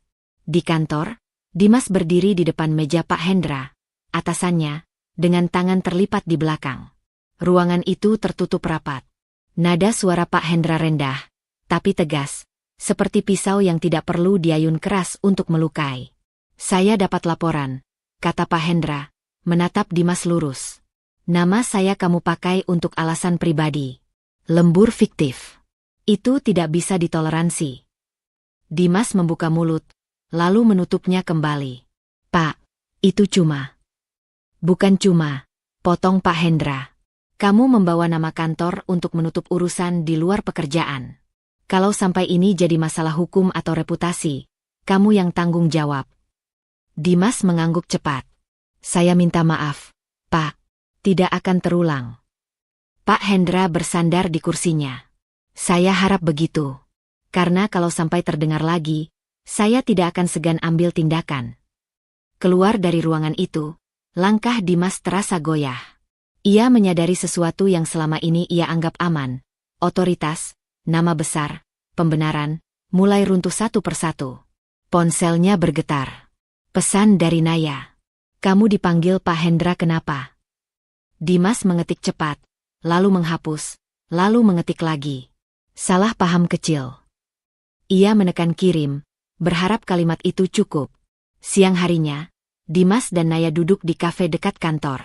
Meja yang dulu terasa nyaman kini terasa sempit. Naya memainkan sedotan di gelasnya, matanya sesekali melirik ponsel Dimas yang tergeletak di meja. Kamu kelihatan tegang, kata Naya. Nada suaranya tidak lagi manja, melainkan menilai. Masalah sama istri kamu belum beres. Dimas menghela napas. Lagi proses. Proses apa? Naya menyandarkan punggung. Kemarin kartu kamu ditolak. Sekarang kamu dipanggil atasan. Ini bukan cuma proses. Dimas menegang. Aku lagi ada masalah sementara. Nanti juga normal lagi. Naya tersenyum tipis, senyum yang tidak sampai ke mata. Normal itu definisinya apa, Dim? Pertanyaan itu membuat Dimas terdiam. Ia menyadari betapa banyak hal yang dulu ia tutupi dengan kata-kata besar. Sementara, nanti, normal. Sekarang kata-kata itu terdengar kosong. Aku pikir kamu beda, lanjut Naya, suaranya datar. Kamu bilang kamu mapan. Aman. Ternyata semuanya dipegang istri kamu. Kalimat itu menusuk. Bukan karena merendahkan, tapi karena telanjang. Dimas ingin membantah, tapi tidak ada bantahan yang jujur. Ini cuma fase, katanya akhirnya. Aku lagi bersin. Naya berdiri, merapikan tasnya. Aku nggak suka fase yang ribet, katanya singkat. Aku juga nggak mau terlibat masalah rumah tangga orang. Ia melangkah pergi tanpa menoleh. Dimas duduk terpaku, merasakan dingin menjalar dari ujung jari ke dada. Kenyamanan yang ia kira stabil ternyata rapuh, bergantung pada sesuatu yang bukan miliknya. Sore itu, Reva menerima pesan lain, kali ini dari nomor yang ia kenal, Rina. Aku dengar Pak Hendra marah besar sama Dimas. Kamu baik-baik. Reva membaca pesan itu sambil berdiri di depan cermin. Wajahnya terlihat lebih tenang dari yang ia bayangkan. Baik-baik, Terasa seperti kata yang tidak cukup, tapi juga tidak salah. Ia membalas singkat, "Aku aman." Ia duduk di tepi ranjang, mengingat kembali percakapan-percakapan yang dulu ia potong demi menjaga suasana. Kini, ketika kebohongan Dimas mulai runtuh di luar dirinya, Reva merasakan campuran emosi yang rumit. Ada sedih, bukan karena kehilangan Dimas, melainkan karena kenyataan bahwa semua ini harus terjadi sejauh ini agar ia didengar. Ada juga rasa bersalah kecil yang mencoba muncul, tapi segera ia redam. Ia mengingat koper-koper itu. Ia mengingat keputusannya. Ponselnya berdering. Nama Dimas muncul di layar. Reva membiarkannya berdering hingga berhenti. Beberapa detik kemudian, pesan masuk. Naya menjauh. "Pak Hendra marah. Kamu puas sekarang?" Reva menghela napas. Kalimat itu mencoba menariknya kembali ke peran lama. Penenang, penanggung, sasaran. Ia mengetik balasan perlahan, memilih kata dengan hati-hati. "Aku tidak mengejar kepuasan. Aku memilih jujur." Beberapa menit berlalu tanpa balasan. Reva menatap layar yang gelap, merasakan getaran halus di dadanya. Kejujuran, ia sadar, tidak selalu terasa lega. Kadang ia terasa seperti berdiri sendirian di tengah lapangan terbuka, tanpa pelindung. Malamnya, Reva duduk di ruang tamu, membuka map dokumen yang kemarin ia siapkan. Ia membaca ulang catatan kecil dari konsultasi singkat via pesan, langkah-langkah yang harus ia siapkan jika konflik ini berlanjut. Setiap poin terasa nyata, bukan ancaman kosong. Ia menutup map itu, lalu mengambil ponsel. Ia mengetik satu pesan ke nomor yang sama seperti kemarin, menambahkan jadwal yang ditawarkan. Jarinya sempat berhenti di atas tombol kirim. Ada ketakutan kecil yang mencoba menahannya. Takut dicap berlebihan, takut menyakiti banyak pihak. Namun ada suara lain yang kini lebih kuat. Reva menekan kirim. Di luar sana, Dimas duduk sendirian di kamar tamu rumah ibunya, menatap layar ponsel yang kembali gelap. Di kepalanya, kebohongan-kebohongan yang dulu terasa ringan kini berubah menjadi beban. Di dalam dirinya, untuk pertama kalinya, muncul ketakutan yang tidak bisa ia alihkan pada siapapun. Sementara itu, Reva mematikan lampu ruang tamu dan berjalan ke kamar. Ia tahu, dengan langkah kecil hari ini, tekanan akan semakin besar. Keluarga akan bereaksi. Lingkungan akan bicara. Dimas akan melawan dengan caranya. Namun untuk pertama kalinya, Reva tidak lagi bertanya apakah ia sanggup. Ia hanya bertanya satu hal, apakah ia mau mundur lagi? Dan jawabannya, meski belum diucapkan keras-keras, sudah terasa mantap. Malam setelah pesan itu terkirim, Reva tidak langsung tidur. Ia duduk di lantai kamar, punggung bersandar pada sisi ranjang, menatap dinding yang gelap. Kesunyian kali ini tidak menakutkan, tapi menuntut. Seolah meminta kejujuran yang lebih dalam dari sekadar keputusan-keputusan praktis. Di kepalanya, suara Dimas, Bu Sari, dan bayangan Naya berputar tanpa ia undang. Namun yang paling keras justru satu pertanyaan sederhana. Kenapa aku bertahan selama ini? Ketukan pintu terdengar keesokan paginya. Tidak tergesa, tidak ragu. Reva membuka pintu dan mendapati Rina berdiri dengan tas selempang. Wajahnya lelah tapi hangat. Sahabat yang satu ini tidak pernah datang tanpa tujuan. Dan Reva tahu hari ini bukan untuk basa-basi. "Aku bikin sup," kata Rina singkat sambil mengangkat kantong plastik. "Kamu makan, kita ngobrol." Reva tersenyum tipis dan mempersilakan masuk. Di dapur, Rina bergerak cekatan, seperti orang yang sudah hafal ruang itu. Reva duduk di kursi, memandangi punggung sahabatnya, merasakan sesuatu melonggar di dadanya. Bukan karena solusi, melainkan karena ditemani. Mereka makan dalam diam beberapa menit. Sendok beradu pelan dengan mangkuk. Rina memecah hening lebih dulu. "Aku dengar kabar dari kantor," katanya, tanpa menatap. "Pak Hendra marah." Naya menjauh. Reva mengangguk. "Aku tahu." "Dan kamu?" Rina menoleh, matanya tajam tapi tidak menghakimi. "Kamu gimana?" Pertanyaan itu membuat Reva terdiam lebih lama. "Aku sadar banyak hal," katanya akhirnya. "Tapi belum semuanya enak diterima." Rina menyandarkan punggung, menaruh mangkuk. "Coba kita urutkan. katanya. Ini bukan pertama kali Dimas menghindar dari tanggung jawab, kan? Reva menatap meja. Gambar-gambar lama bermunculan tanpa ia panggil. Dulu waktu dia telat bayar cicilan motor, katanya pelan. Dia bilang gajinya belum turun. Aku yang nutup. Terus waktu dia ribut sama temannya karena proyek gagal, dia bilang salah paham. Aku yang minta maaf ke orang-orang. Rina mengangguk, mendorongnya lanjut tanpa kata. Reva menghela napas. Setiap kali ada masalah, selalu ada alasan. Selalu ada pihak lain yang disalahkan. Aku ikut menutupinya. Karena... Rina bertanya lembut. Reva menelan ludah. Kata itu berputar lama sebelum berani keluar. Karena aku takut sendirian. Rina tidak langsung merespons. Ia membiarkan kalimat itu berdiri, memberi ruang. Reva merasakan tenggorokannya mengeras, tapi ia terus berbicara, seolah bendungan kecil itu sudah retak. Aku tumbuh dengan keyakinan kalau perempuan harus punya pasangan supaya dianggap utuh, lanjutnya. Ibuku sering bilang, hidup itu berat kalau sendiri. Aku melihatnya bertahan dalam pernikahan yang membuatnya diam. Aku pikir, itu harga yang harus dibayar. Rina meraih tangan Reva, menggenggamnya erat. Dan kamu membayar harga itu terlalu lama. Reva mengangguk, air mata akhirnya jatuh. Aku takut kalau aku pergi, aku gagal. Takut dilihat lemah. Takut, tidak ada yang memilih aku.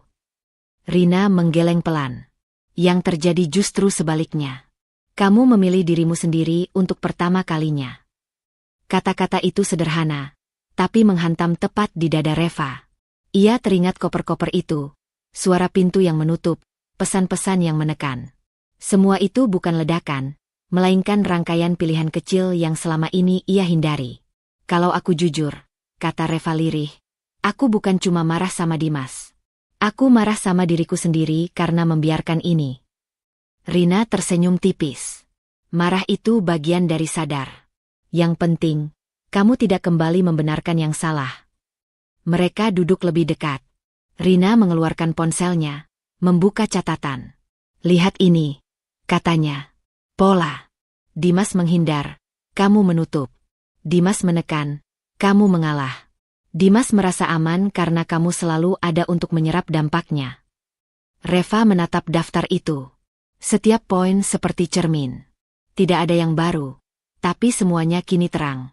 Aku pikir aku menjaga pernikahan, katanya. Ternyata aku menjaga kebiasaan buruk. Rina mengangguk. Dan sekarang kamu di titik balik. Ini bukan soal menang atau kalah. Ini soal berhenti mengkhianati dirimu. Sunyi kembali menyelimuti ruangan. Kali ini tidak menekan. Reva merasakan sesuatu berubah bentuk di dalam dirinya. Ketakutan yang dulu mengikat kini menjadi kewaspadaan yang melindungi. Ia menghapus air mata, menghela napas panjang. Aku takut melangkah sendirian, katanya jujur. Tapi aku lebih takut kehilangan diriku. Rina tersenyum, matanya berkaca-kaca. Aku ada. Tapi yang paling penting, kamu ada untuk dirimu sendiri. Ponsel Reva bergetar di meja. Nama Dimas muncul. Reva menatapnya lama, lalu membalik ponsel itu tanpa menjawab. Rina tidak berkata apa-apa, hanya mengangguk kecil, seolah mengakui pilihan itu. Sore menjelang. Rina bersiap pulang, berdiri di ambang pintu. Apa langkahmu berikutnya? Tanyanya. Reva menarik napas, suaranya lebih mantap dari yang ia kira. Aku akan berhenti menjelaskan hal yang seharusnya jelas. Dan aku akan bicara, tapi di ruang yang aman. Rina memahami maksudnya. Itu berani. Setelah Rina pergi, Reva kembali ke kamar. Ia membuka lemari, mengambil satu map yang lebih tipis dari sebelumnya. Di dalamnya, ada jadwal, catatan, dan satu nomor yang ia simpan rapi. Ia duduk di tepi ranjang, menimbang-nimbang. Ada risiko di sana, reaksi keluarga, stigma, perlawanan Dimas. Namun ada juga kejujuran yang tidak bisa lagi ia tunda. Reva mengambil ponsel, membuka kontak itu, dan mengetik pesan singkat. Saya siap bertemu dan membahas langkah selanjutnya. Minggu ini. Ia menekan kirim. Saat ponsel kembali sunyi, Reva menyadari satu hal penting. ketakutannya tidak hilang. Ia masih takut sendirian. Tapi kini ketakutan itu tidak lagi memegang kendali. Ia berdiri, menatap pantulan dirinya di cermin, mata yang lelah, tapi jernih. Kesadaran itu tidak mengakhiri konflik. Justru ia menyalakan api baru. Api yang akan menguji seberapa jauh ia berani mempertahankan dirinya sendiri. Reva tahu hari itu akan datang. Tapi tetap saja dadanya menegang saat bel pintu berbunyi. 1 kali. Lalu 2. Tidak tergesa, tidak ragu. Seperti orang yang merasa masih punya hak. Reva berdiri di ruang tamu, menatap pintu beberapa detik lebih lama dari biasanya. Kesadaran yang ia peroleh bersama Rina belum berubah menjadi keberanian penuh, tapi cukup untuk membuatnya tidak lagi gemetar. Ia membuka pintu. Dimas berdiri di sana dengan raut wajah yang berusaha ia kenali sebagai menyesal. Jaketnya kusut, matanya lelah, tapi bukan karena kehilangan Reva. Ada kegelisahan lain yang lebih dangkal, takut jatuh dari tempat aman yang selama ini ia nikmati. "Reva," katanya pelan. "Aku perlu ngomong." Reva membuka pintu lebih lebar, memberi jalan tanpa menyentuhnya. "Masuk." Mereka duduk berhadapan. Jarak di antara mereka terasa lebih lebar dari ruang tamu itu sendiri. Dimas memulai dengan menarik napas panjang, seolah menyiapkan kalimat yang sudah ia latih. "Aku salah," katanya. "Aku akui." Reva menunggu. Ia tidak lagi terburu-buru menambal kalimat yang menggantung. "Aku kehilangan banyak hal sejak aku pergi dari sini," lanjut Dimas. "Kerjaanku jadi rawan." Ibu terus menekan. "Dan aku nggak punya tempat pulang." Kalimat terakhir itu terdengar seperti pengakuan. Tapi Reva merasakan sesuatu yang janggal. Ia menyilangkan tangan di dada, menjaga jarak emosional. "Dan aku di mana dalam semua itu?" tanyanya tenang. Dimas terdiam sejenak. "Kamu istriku," katanya akhirnya. "Tempat pulangku." Reva tersenyum tipis, getir. "Aku bukan alamat darurat." Nada suaranya tidak tinggi, tapi kalimat itu membuat Dimas tersentak. Ia bergeser di kursinya. "Aku serius, Reva. Aku mau berubah. Kita bisa mulai lagi." "Mulai dari apa?" tanya Reva. "Dari jujur? Dari bertanggung jawab? Atau dari kenyamanan yang hilang?" Dimas mengangkat wajahnya, sedikit defensif. "Kamu kenapa selalu menuduh? Aku datang ke sini untuk memperbaiki." Reva merasakan emosi yang selama ini ia tekan mulai naik, bukan meledak, tapi mengalir deras. "Kamu datang karena semua yang menopangmu runtuh," katanya. Suaranya bergetar tapi tegas. "Bukan karena kamu menyadari lukaku." Dimas menggeleng cepat. "Itu nggak adil." "Yang tidak adil," potong Reva, akhirnya meninggikan suara, "adalah aku bertahun-tahun menjelaskan batas, dan kamu menyebutnya drama. Aku meminta kejujuran, dan kamu menyebutnya curiga. Aku mengalah, dan kamu menyebutnya cinta." Kata-kata itu keluar seperti air yang lama tertahan. Reva berdiri, mondar-mandir kecil, napasnya cepat. "Aku lelah menjadi tempat berlindung untuk kebohonganmu." Dimas berdiri juga, suaranya ikut meninggi. "Aku manusia. Aku salah. Tapi masa iya kamu nggak bisa kasih kesempatan?" Reva berhenti di depannya. Matanya berkaca-kaca, tapi tatapannya tajam. "Kesempatan bukan masalahnya. Nilai kita yang berbeda." Dimas terdiam. "Maksud kamu?" "Kamu melihat hubungan sebagai tempat aman untuk jatuh. Apapun yang kamu lakukan," kata Reva. "Aku melihat hubungan sebagai tanggung jawab untuk menjaga." Sunyi jatuh di antara mereka. Dimas menghela napas, suaranya melemah. "Aku butuh kamu." Reva mengangguk pelan.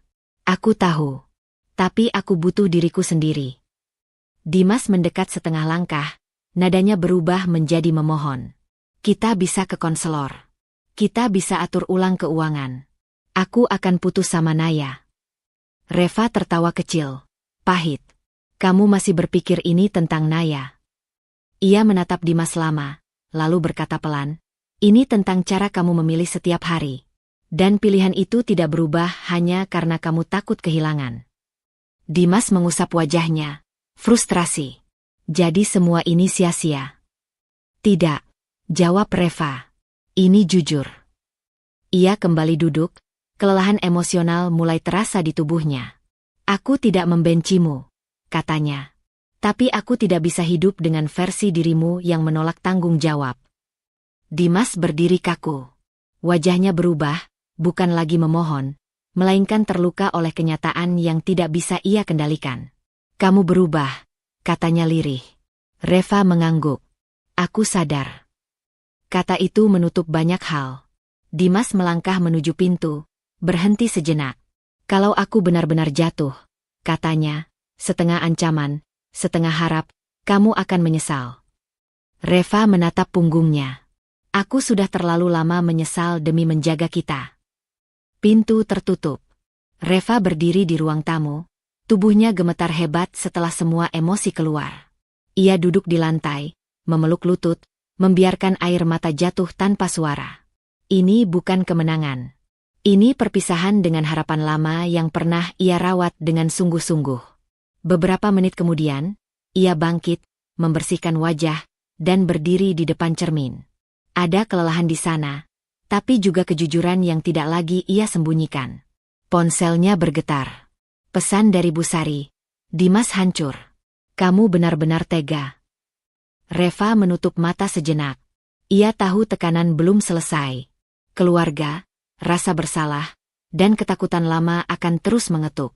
Ia membuka mata, mengetik balasan pendek, saya tidak tega. Saya jujur. Ia mengirimnya, menyadari bahwa setelah konfrontasi ini, tidak ada lagi ruang abu-abu.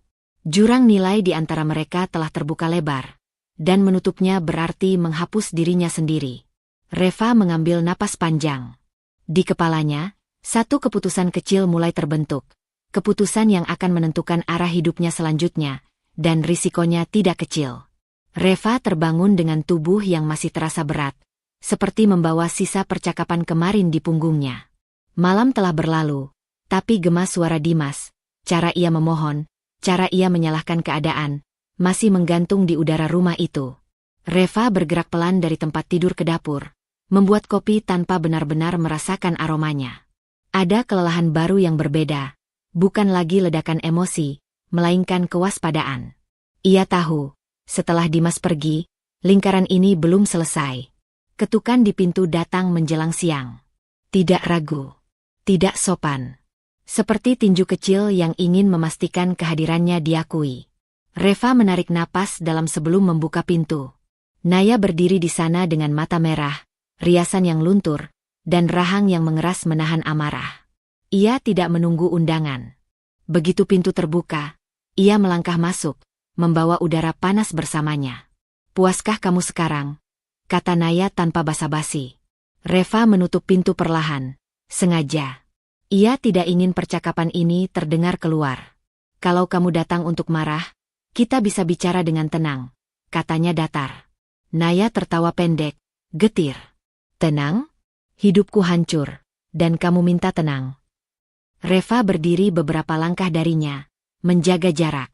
Jantungnya berdegup cepat, bukan karena takut, tapi karena dorongan lama untuk menjelaskan, membela diri, dan akhirnya mengalah. Dorongan itu masih ada, dan justru karena itu ia memilih diam sejenak. Aku kehilangan semuanya, lanjut Naya, suaranya naik.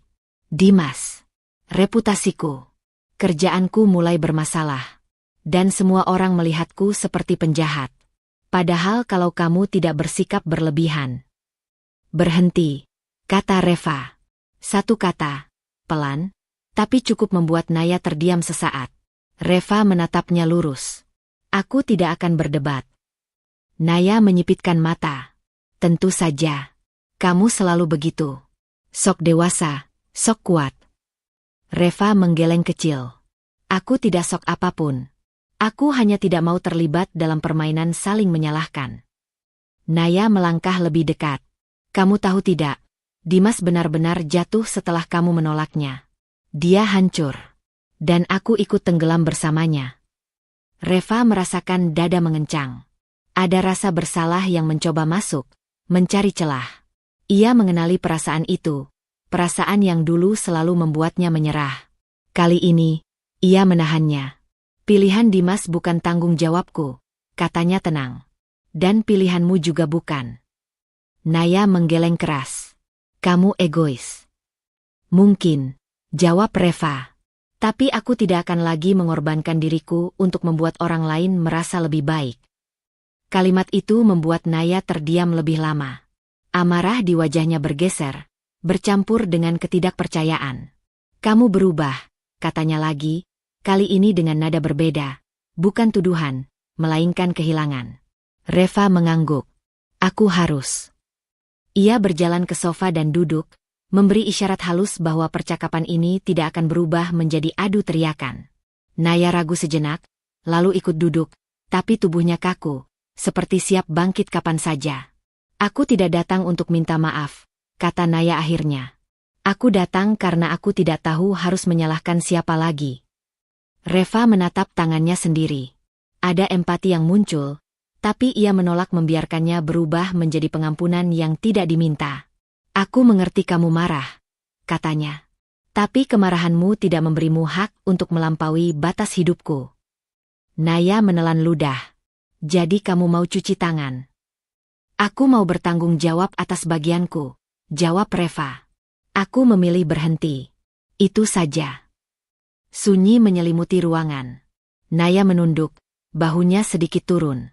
Aku kira kalau kamu hancur, aku akan merasa lebih baik, katanya lirih. Tapi ternyata tidak. Reva merasakan sesuatu berubah di dalam dirinya. Bukan simpati berlebihan, melainkan kejelasan.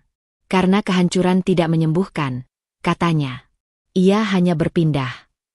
Naya mengangkat wajahnya. Mata mereka bertemu, dan untuk pertama kalinya, kemarahan Naya terlihat kelelahan. Lalu aku harus bagaimana? Pertanyaan itu menggantung. Reva tahu jawabannya bukan miliknya untuk diberikan.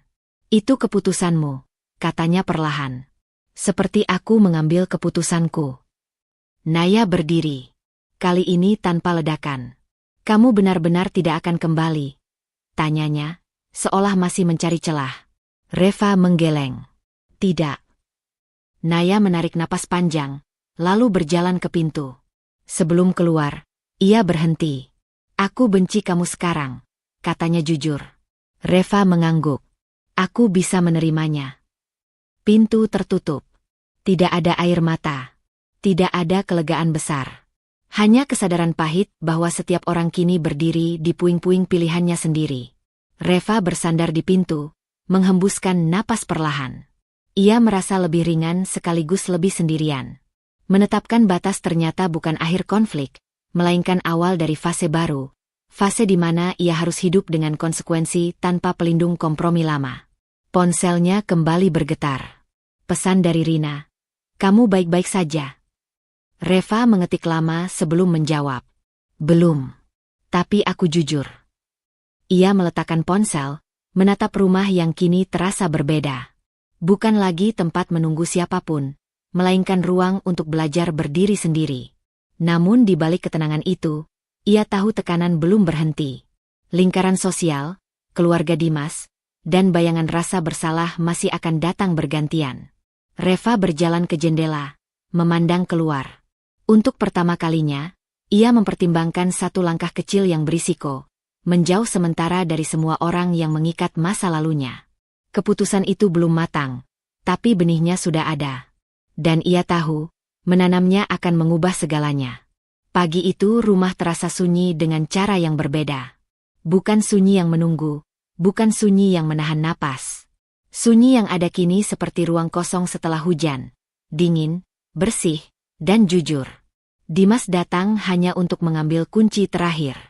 Tidak ada ketukan keras. Tidak ada nada memohon. Ia berdiri di ambang pintu dengan ransel sederhana dan wajah yang tampak lelah.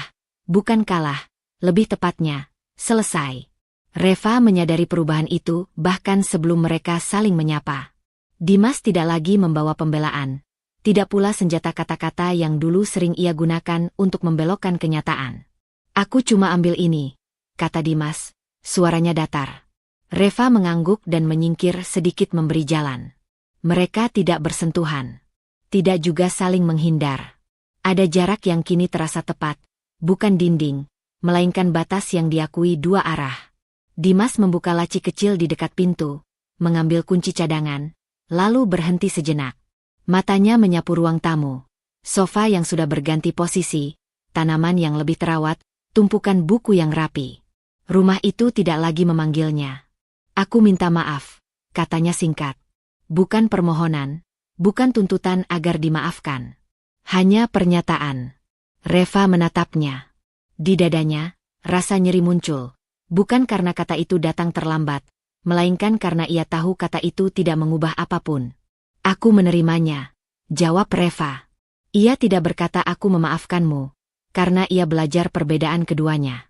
Dimas mengangguk. Aku akan pergi. Baik, kata Reva. Tidak ada adegan perpisahan yang layak dikenang. Dimas melangkah keluar, menutup pintu tanpa menoleh.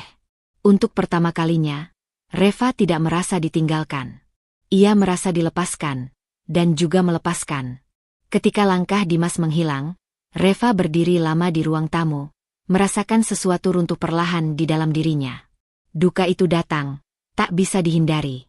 Duka atas mimpi yang pernah ia rawat, atas waktu yang ia pertahankan terlalu lama, atas dirinya yang dulu percaya mengalah adalah bentuk cinta. Ia duduk di lantai, punggung bersandar ke sofa. Tangannya gemetar sebentar, lalu tenang.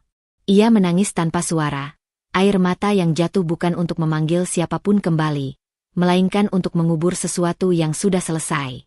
Di sela isak yang tertahan, ada rasa lega yang membuat napasnya panjang dan dalam. Siang beranjak, dan Reva bergerak. Ia membuka jendela, membiarkan cahaya masuk, mengangkat karpet, menyapu sudut-sudut yang jarang tersentuh, menata ulang rak buku, memisahkan yang ingin disimpan dan yang ingin ia lepaskan. Setiap benda menjadi keputusan kecil. Ini milikku. Ini bukan lagi.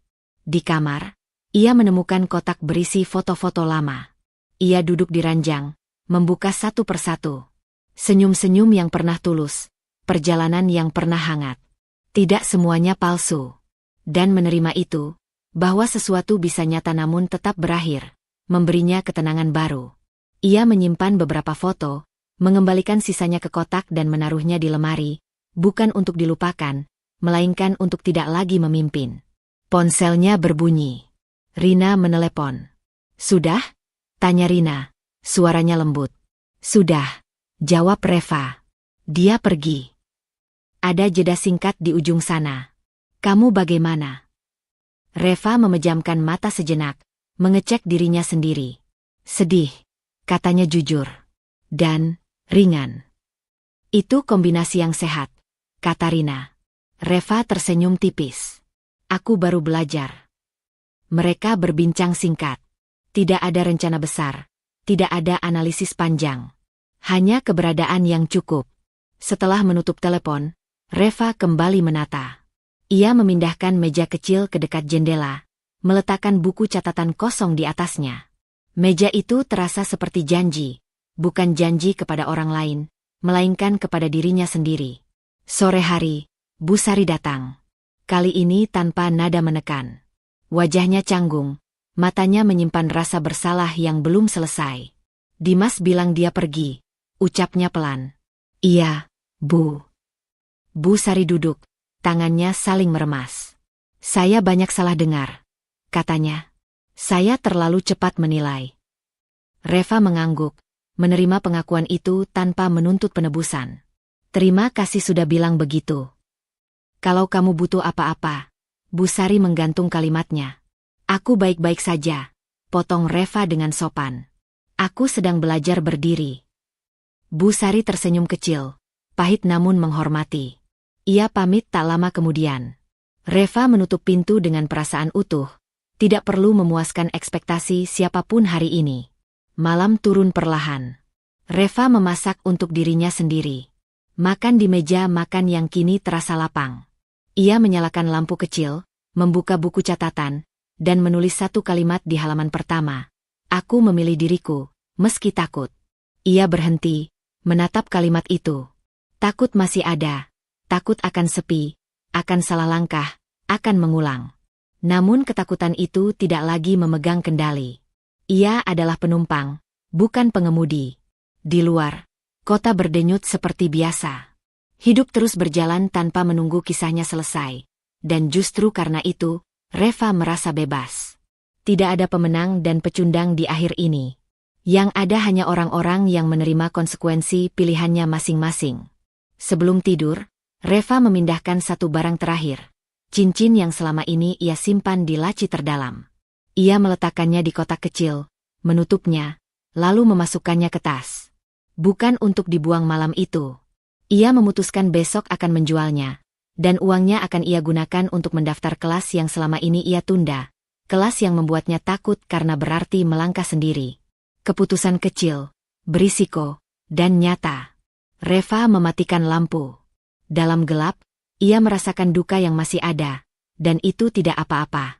Bersamaan dengan itu, ada ruang luas yang terbuka di dadanya. Ruang untuk hidup yang tidak lagi ditentukan oleh siapa yang bertahan paling lama, melainkan oleh siapa yang berani memilih dirinya sendiri. Dan untuk pertama kalinya, pilihan itu miliknya sepenuhnya. Cerita Reva bukan tentang pengkhianatan semata, tapi tentang pelan-pelan mengenali diri sendiri. Kadang kita bertahan bukan karena cinta, melainkan karena takut kehilangan. Kadang kita mengalah bukan karena dewasa, tapi karena lupa bahwa diri sendiri juga layak dibela. Jika suatu hubungan membuatmu terus mengecil, menjelaskan hal yang seharusnya tak perlu, atau menukar harga diri dengan ketenangan semu, berhentilah sejenak. Dengarkan tubuh dan batinmu. Cinta yang sehat tidak memintamu hilang agar orang lain nyaman. Memilih diri sendiri memang menyakitkan, tapi menunda pilihan itu seringkali lebih melukai.